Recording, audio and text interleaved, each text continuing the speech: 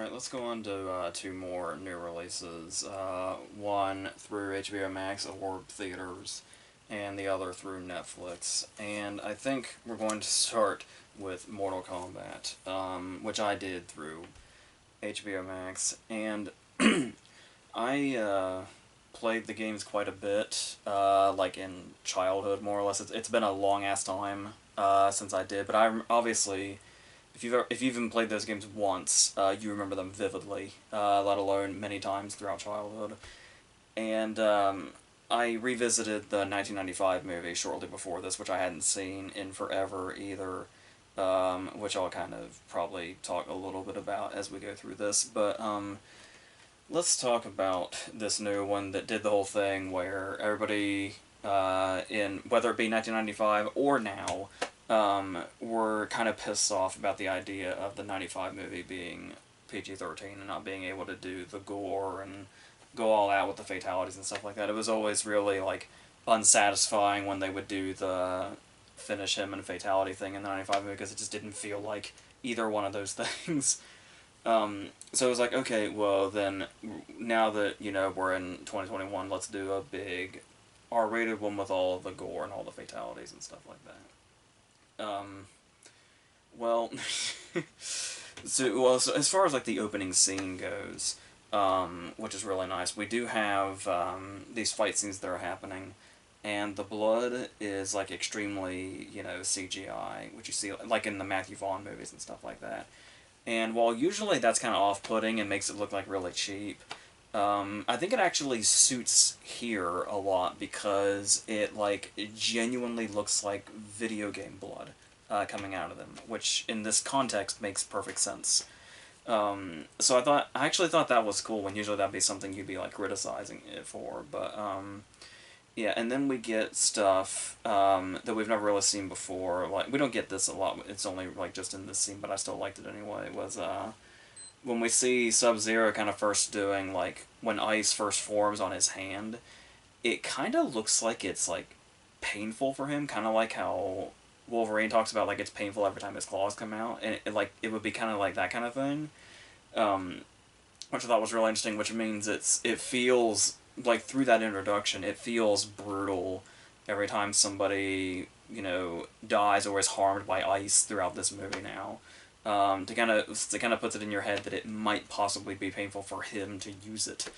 And, we get cool stuff here and there, like he's freezing a gun as it's going off, and we kind of see it come out like that, or there's a point late in the movie when he actually manages to stab somebody with their own frozen blood, which is that's the kind of thing you would come to this movie for. Like, that kind of creativity and how they handle the gore and really just the fights in general.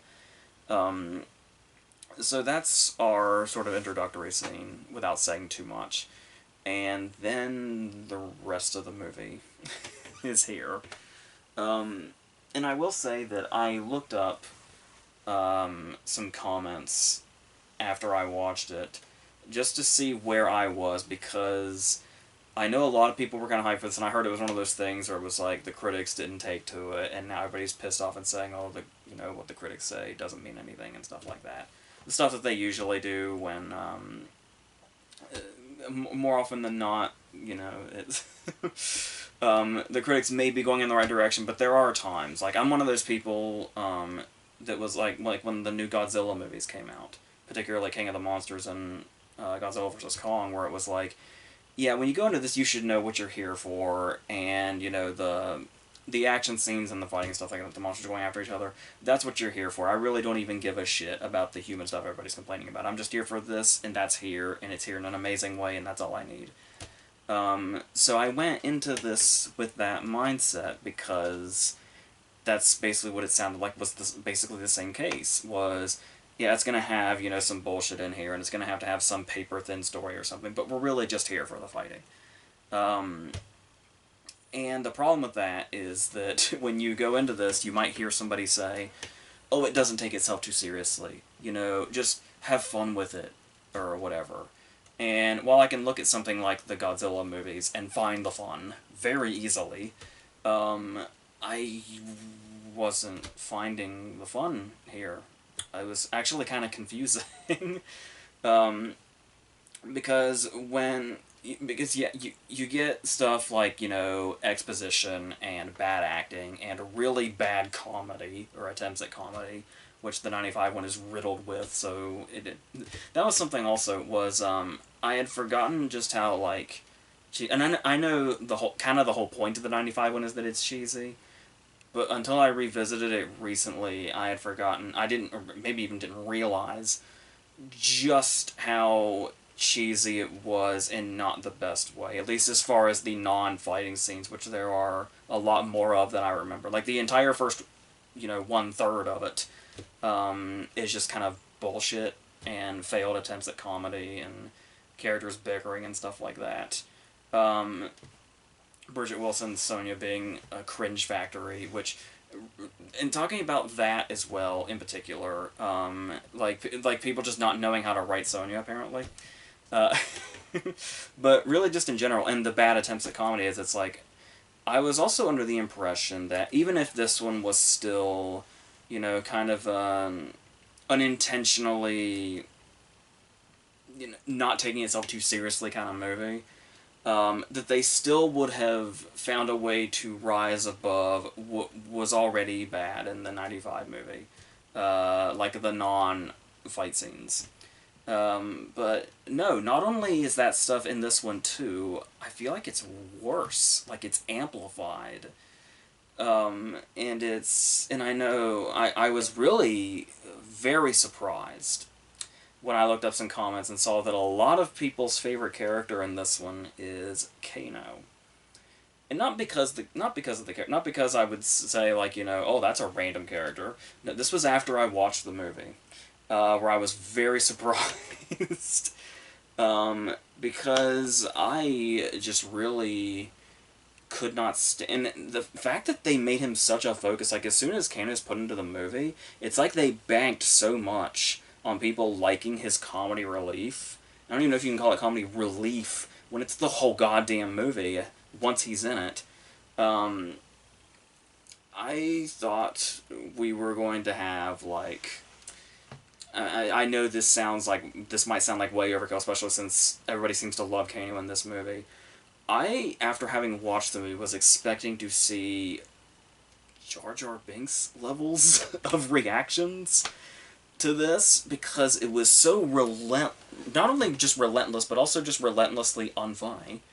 Like, everything he says is just a reference to something else, and he's just kind of saying the thing like they do in those bad spoof movies, where it's like there's nothing clever about it, he's just saying the thing, you know, and that's in itself is supposed to be hilarious. Like, he refers to Raiden as Gandalf. I think it's Liu Kang, he calls Magic Mike because he's not wearing a shirt. He pulls out the Forrest Gump box of chocolates line, and it's just also not only is it so desperate, it's fucking constant. And eventually, Sonya chimes in later and says, seriously, do you ever shut the fuck up? And it's like, I'm glad they threw that line in there, but she was like half an hour late. So, that was genuinely surprising that people love Kano's contribution to this movie, because personally I think it's one of its absolute worst aspects, especially since it's constant. But alright. If that floats your boat, that's great, because I don't want to like rain on anybody's parade. Because like the way I feel about the Godzilla movies, and it's like I genuinely get annoyed when people are like, oh, it's terrible for this reason that has nothing to do with why it's cool. But that's the thing, is that I don't know where the hell the fighting is either in this. Like, it spends so much time on Kano's bad comedy, and this fucking new guy, this new guy with the really confusing family, because I could have sworn that was a little sister in the opening scenes. Cole Young, I think his name is. I can barely remember his name. He's like the main character, and I'm pretty sure he's like for this movie. Like, he didn't come from any other source. So, I mean, that in itself shows like a weird lack in confidence of the already pre-existing characters, the ones that we're actually here to see. So that's a questionable thing that for some reason a lot of studio movies do. where they just have to bring in that other factor to kind of be almost like a surrogate to the audience, which is like completely unnecessary, but yeah. And then he gets to be this sort of, you can tell it's the movie attempting to be self-aware, but it's like when Sonya goes on a whole exposition kick right away and explains what Mortal Kombat is, his response is, "Did you just make that up because that sounds stupid?" And then he makes the crack up, and they spelled combat wrong. Huh. So, that's what a lot of the dialogue is. And like I said, why would you go into a Mortal Kombat movie and complain about the dialogue? Because there's more of that than there is fighting. That's the fucking problem. And what fighting is here is sort of like, I mean, you have that opening scene, which is great. And every now and then you have like a really wild fatality. But probably not near as many as you're expecting. And there's a reason for that. I don't know if this is a spoiler or not, but surely it's a fact that's making the rounds at this point. The fucking tournament's not in it. So just fuck all of us, I guess. So this, like, stupid little plot is what we have to go on. So it feels like, how can you have... I mean, why would you do this?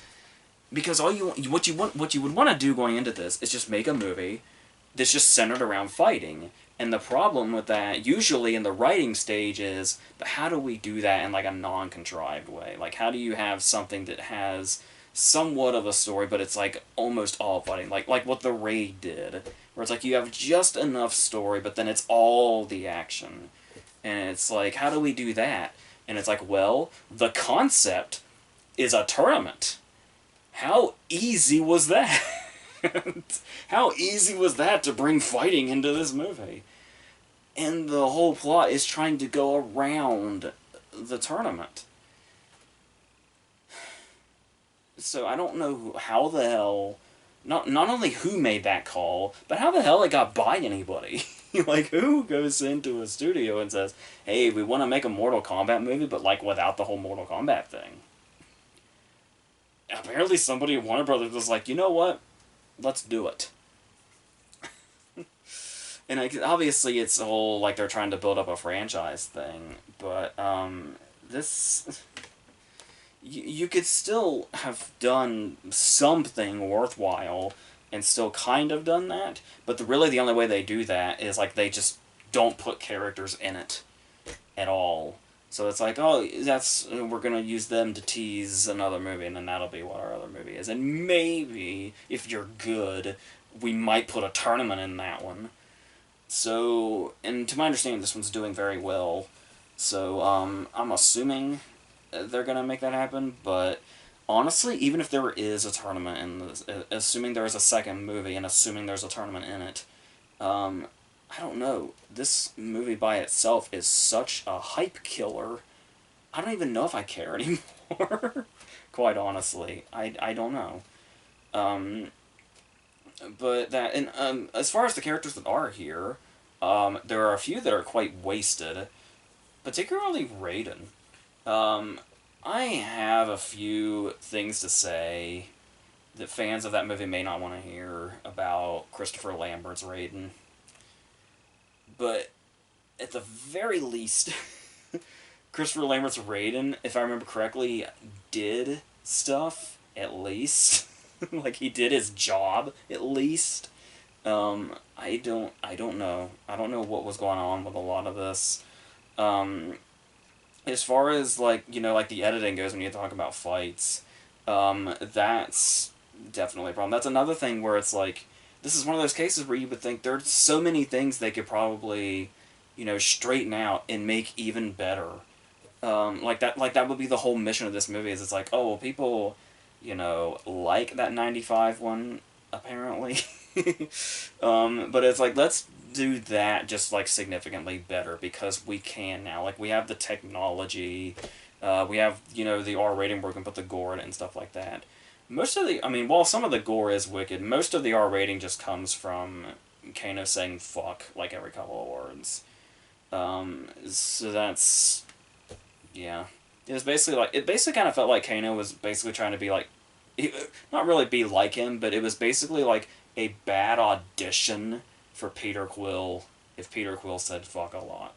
That's but anyway, as far as the editing, yeah, well, there is a lot of poorly edited fight sequences. There's one moment in particular, which is basically like the start of the climax.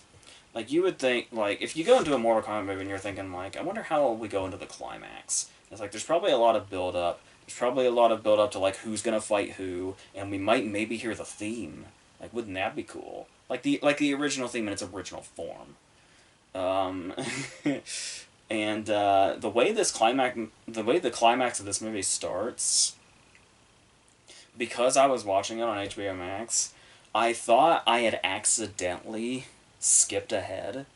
Like when the climax starts, I backed up like 30 seconds to make sure I didn't like maybe hit something by accident or skip to the end or something. No, that's just what it did. Like, that's just the way it's cut. So, yeah. So, I mean, looking at all this, I've seen a lot of positive comments from the fans. And usually that's a case of, well, I get it because they're the fans. They're gonna, recognize stuff like the fact how there's a lot of moments where during the fighting, some of the moves are like literally the moves in the game. Like sometimes subtly and sometimes you can really tell. That some of the detail like that has come over into this. But I mean, when you look at like the whole package and how this turned out, and the way a lot of the characters are treated, and the way the fight scenes are, and just how limited the presence of fighting is, with, mostly bad dialogue in its place, it is... I'm completely lost. Like, I am so incredibly shocked that the fans think this is satisfying. I don't know what's going on. I feel like I watched something else entirely. Like, that's the only explanation I can think of. Because, I'm just gonna straight out say this. I don't like the 1995 movie either. When I rewatched it, I could barely get through it.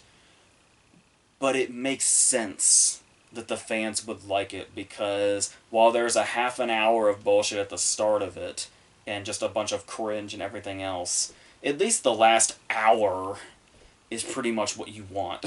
Like, what you came there for.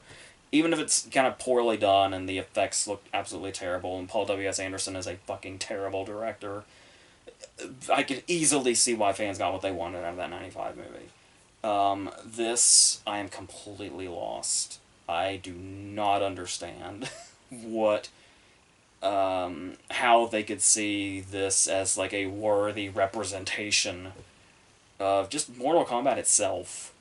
I don't know. So, that's really unfortunate.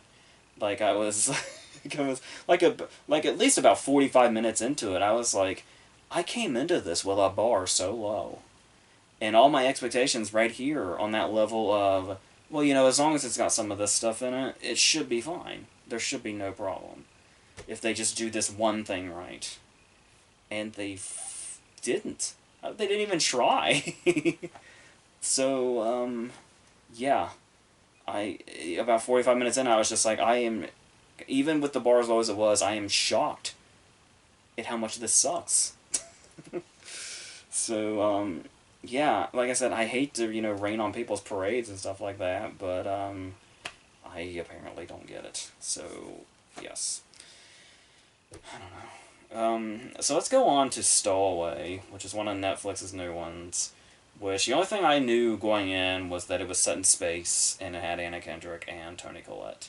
I didn't realize Daniel Day Kim was in it until I was watching it. And then this new guy, Shamir Anderson, I'm not entirely sure if I'm saying that correctly, but he is, research told me after I looked him up that he is Stefan James's brother. So, there's that. And it comes from a director named Joe Penna, who's also the co-writer. And he and his co-writer made a movie a couple of years ago, I think, called Arctic with Mads Mikkelsen, which is not to be confused with Polar with Mads Mikkelsen, which I deemed the worst movie of 2019.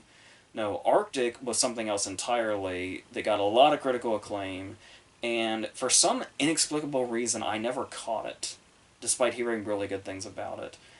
But seeing Stowaway does really make me want to seek it out now. Because while this seems like it would be, number one, because it's a Netflix movie, you kind of tend to worry. If it's not award season, movies that Netflix put out can go really south really quickly. So I was a little afraid. And I still have that love-hate relationship with Anna Kendrick. Where every now and then I just really love her in a part, but a lot of the times she's just an absolute shit.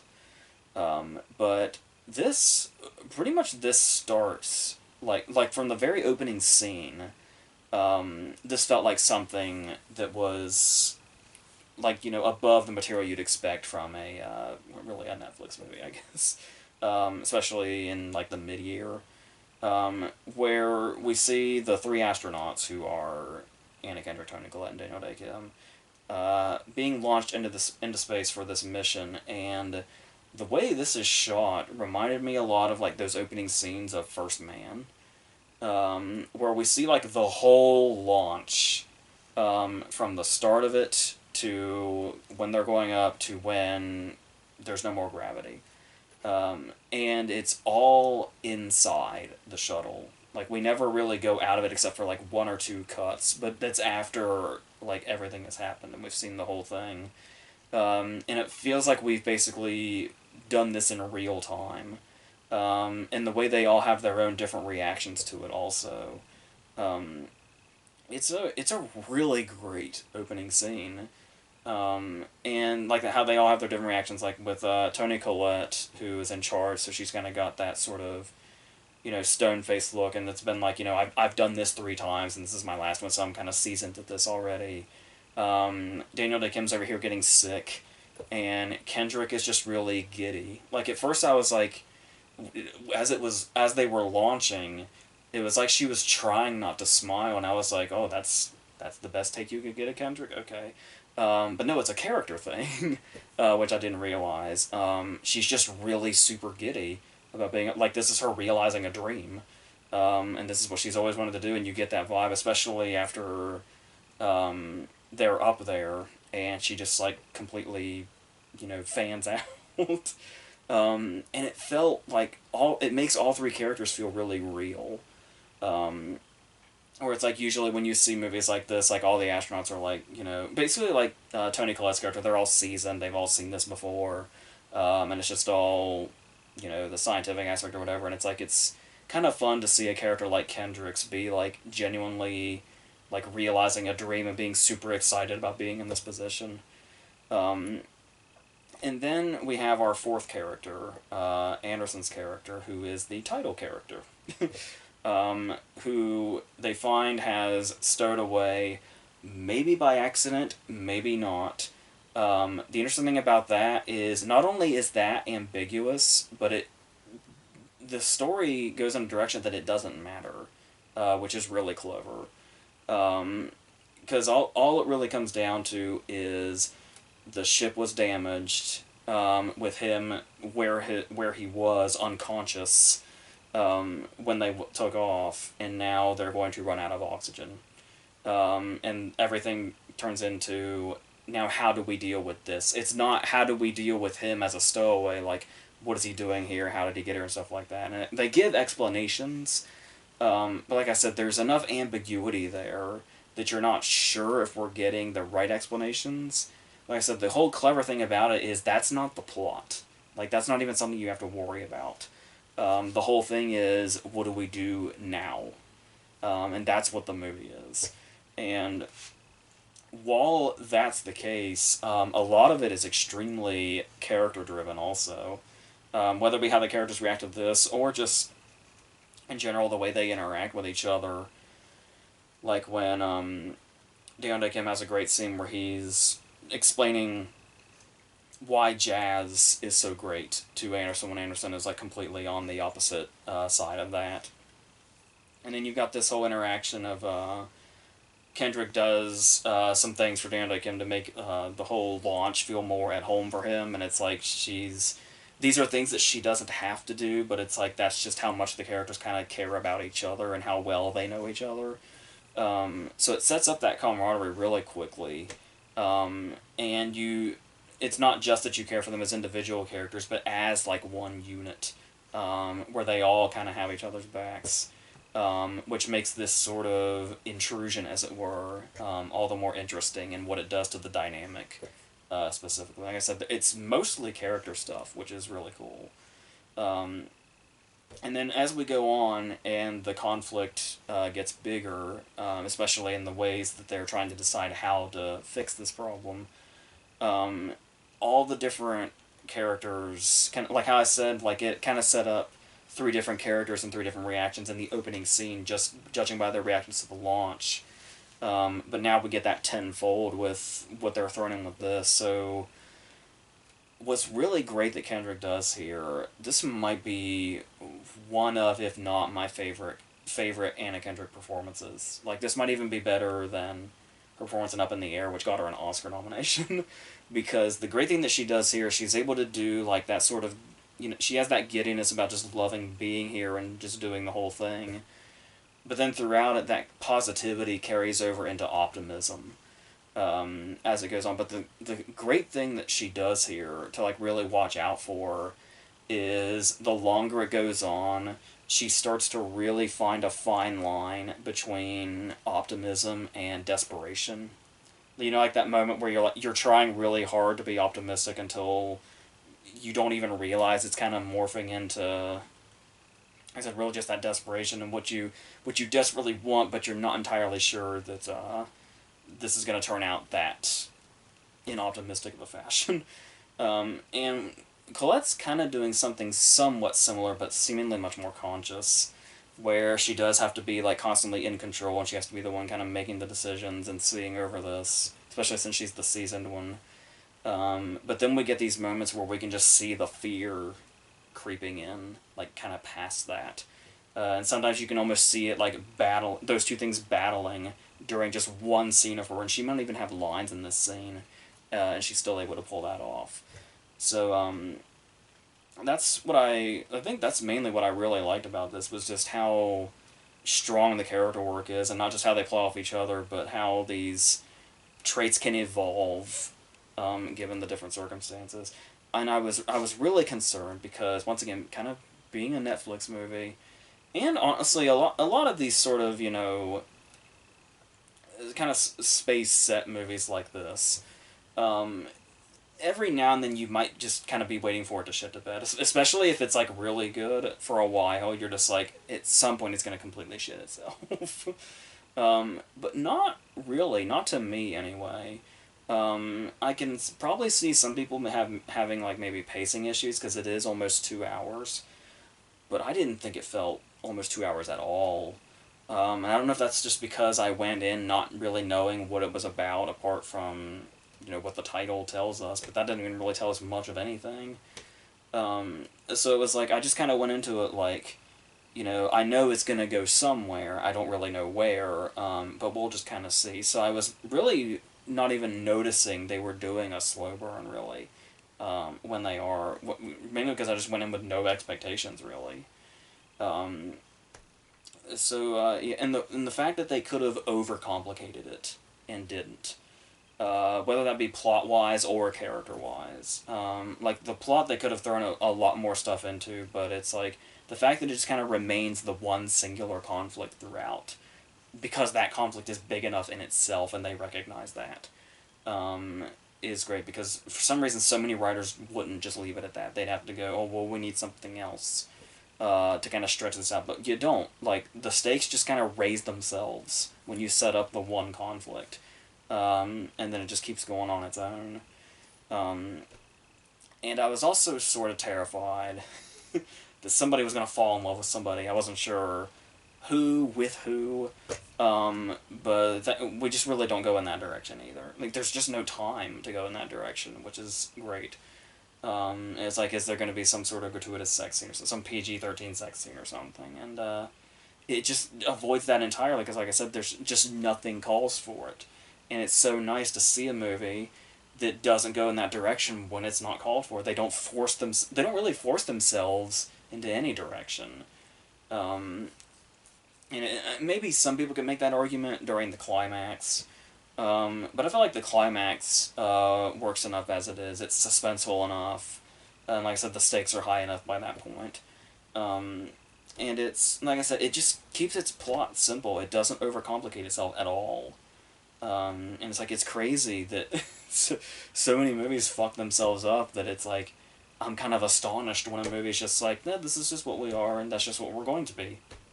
And that's enough.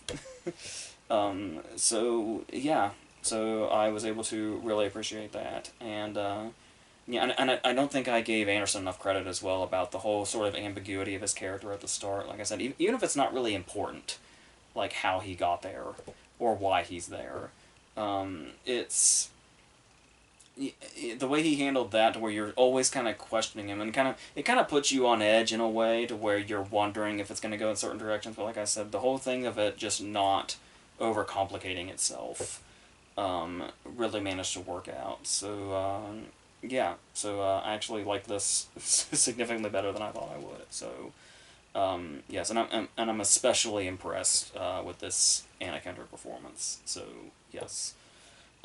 So I think we're just gonna keep on going with more reviews and verses and stuff like that until we get to whatever. We're already, like 4 months away from more award stuff already. So yeah, we're just gonna keep up this review thing for a while and until whatever's next. I think that's it.